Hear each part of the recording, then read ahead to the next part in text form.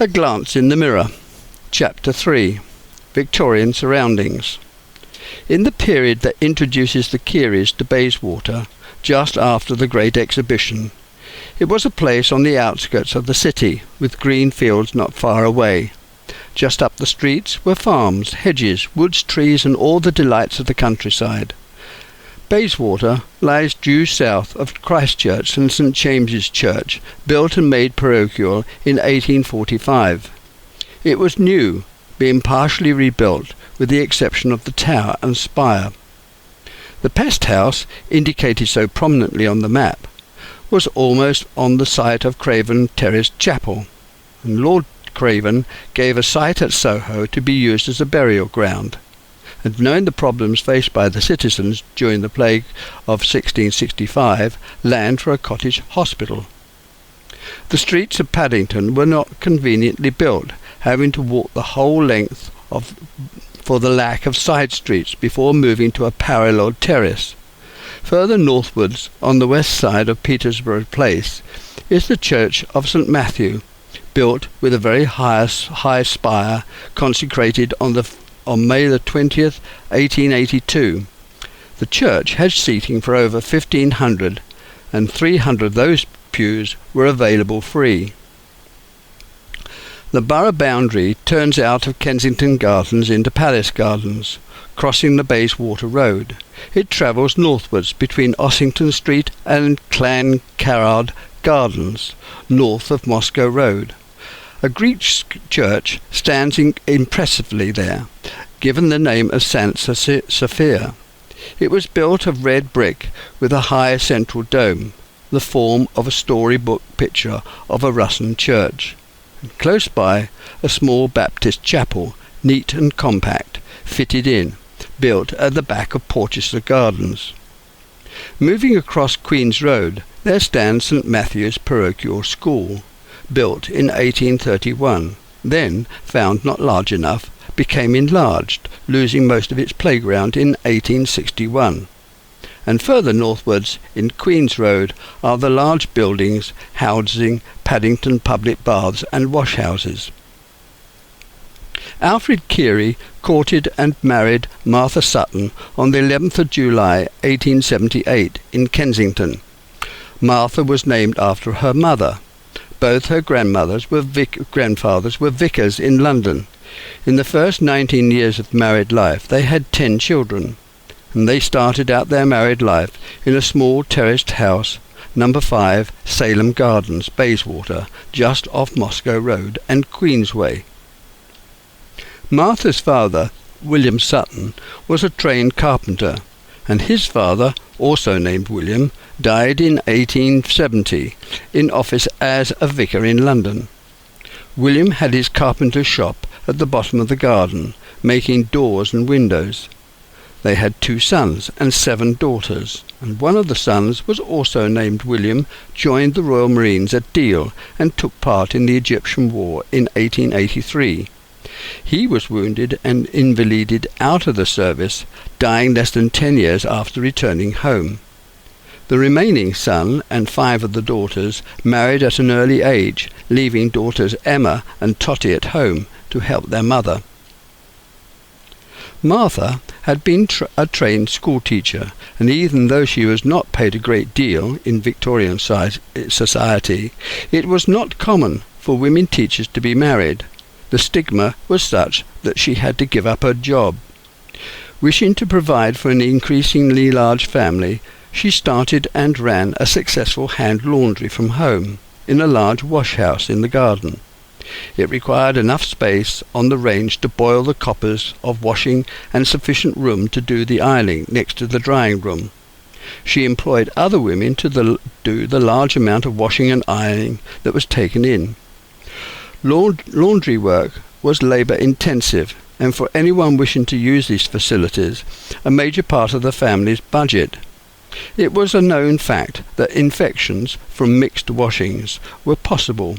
In sensible laundries, the washing was separated, hung to dry, and aired. W. H. Lever began to sell soap in £1 bars, ready wrapped in 1885. Every large house in those days sent it out for its laundry to be done. Bayswater was a fashionable part of London, forming the northwest corner of Kensington Park, so there was a ready business to satisfy close at hand.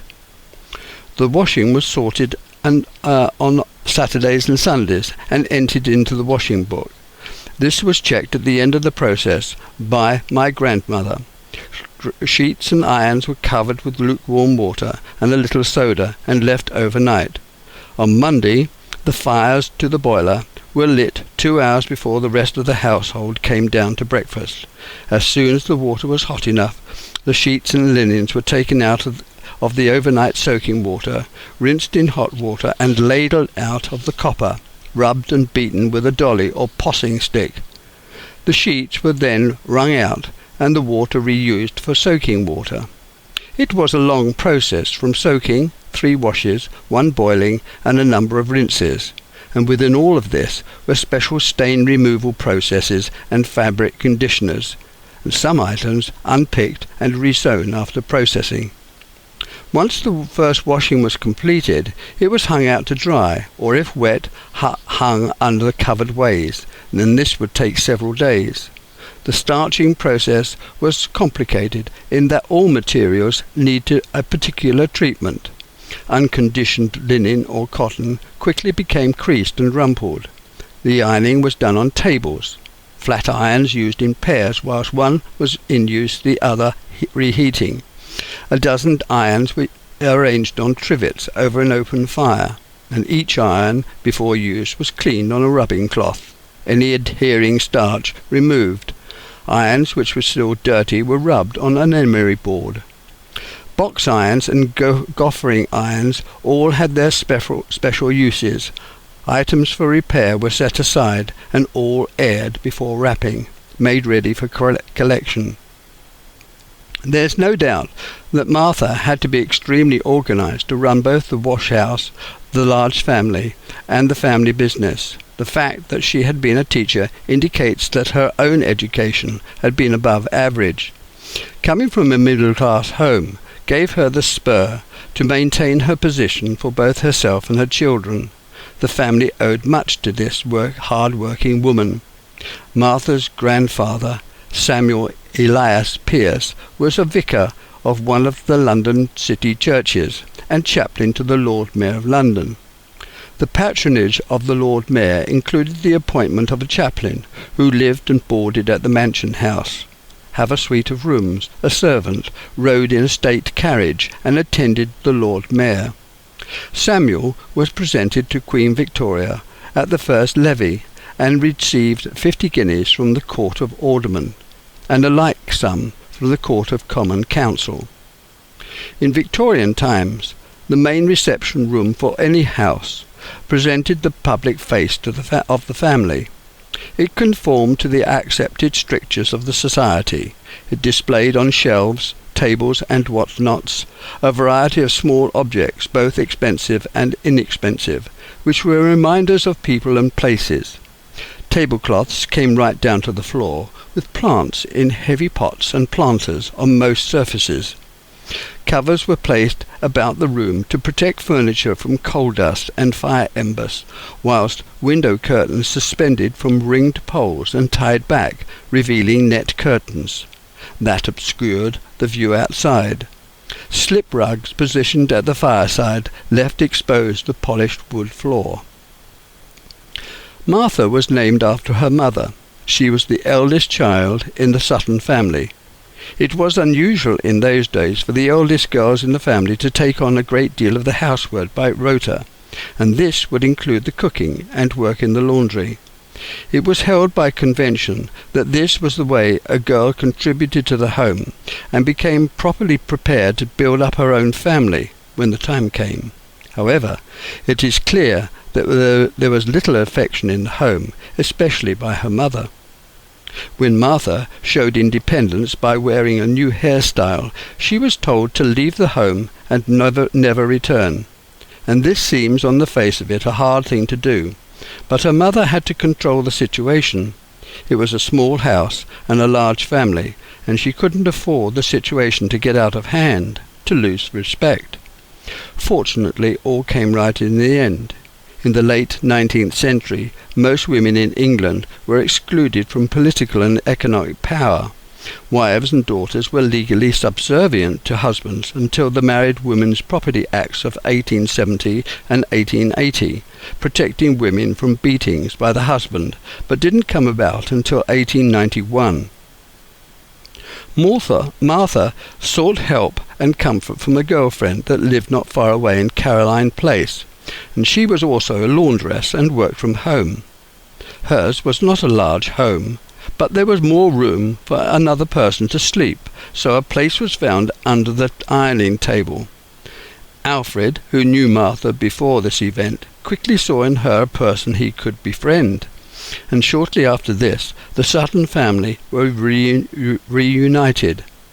Alfred and Martha were married in 1878, and a house was found for them to rent in Sutton Place. The owner of Salem Gardens was the founder of the building firm William Whiteley. He demolished the whole site to prepare it for redevelopment. Whiteley was enormously impressed by the Great Exhibition of 1851 in all that it offered, as an introducer to new fashions and industrial development. He opened a shop in Bayswater in 1863, which was then considered a fashionable district of London. And this shop was a success, and he gradually enlarged it, taking on more staff whilst improving his stock. His stables for working horses were one of the largest in London, having 145 vehicles and 320 horses, able to deliver anything the same day. It eventually became one of the new department stores, called the Universal Provider, boasting that it could provide anything from pin to an elephant.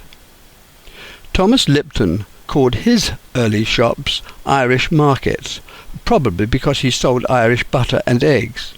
There was a great deal of competition between Lipton and other providers, particularly those who catered for the working class and poor. These lower ends of the market trades did not worry William Whiteley, for he was looking to the middle classes to make his fortune.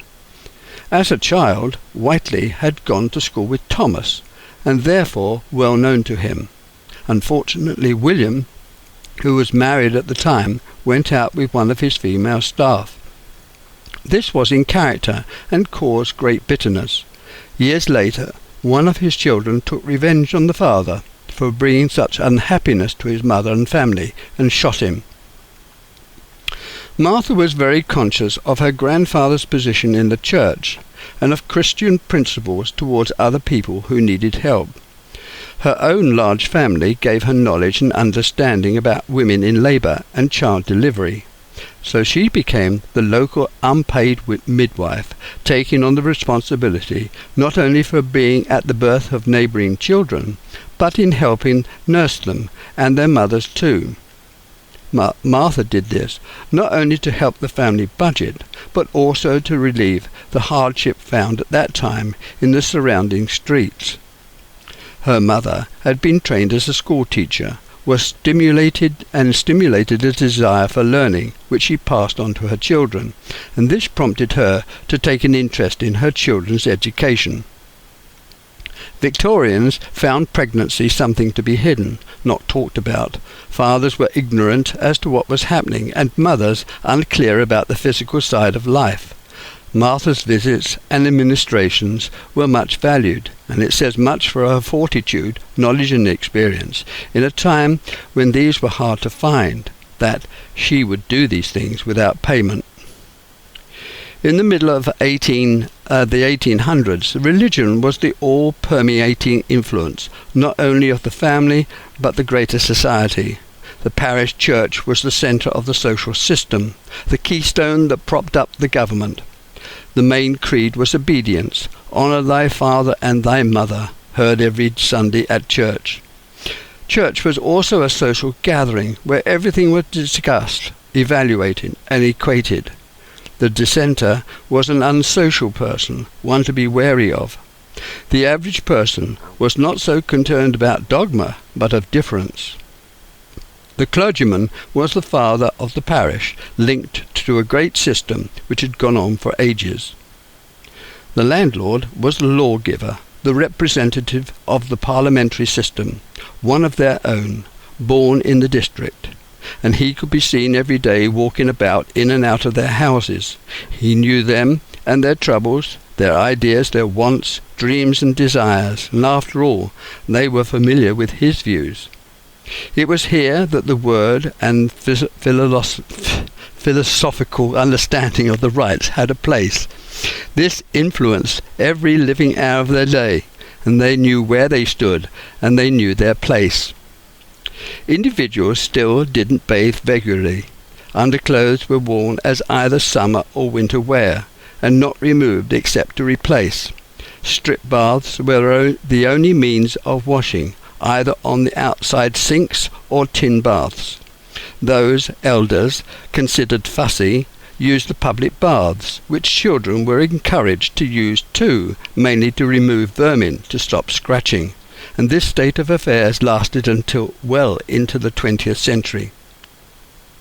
And this is how the working class and middle classes saw their place in the grand scheme of things, based upon a rural foundation, which was to change. And it wasn't long that most were one-time hewers of wood, tillers of soil, and drovers of stock. In the second half of the 19th century, London's rich and middle class moved away from the city centre, being swamped by immigrants, particularly Westminster, where the Irish, French and Jewish congregated. The rich preferred Sydenham in Kent, Barnes and Richmond-on-Thames. The upper middle classes chose Hampstead and Ealing in the north and west of the city, and Penge in the south.